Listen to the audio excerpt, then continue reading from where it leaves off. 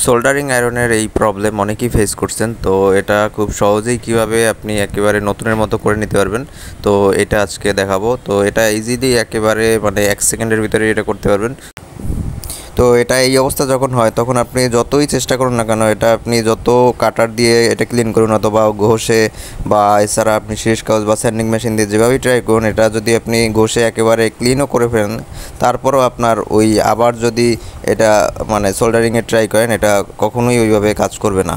আর এটা একদম নতুনের মতো আবার কাজ করবে। সেই জন্য আপনি যাতে নতুনের মতো সোল্ডারিং করতে পারেন, সেই জন্য করার জন্য আপনার প্রয়োজন হবে এই জিনিসটা।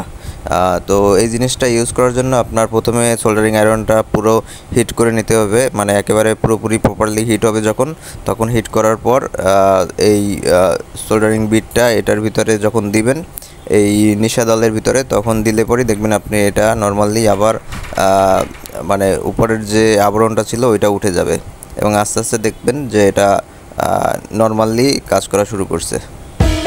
Heat the soldering iron tip fully, then place it in ammonium chloride to clean the iron bit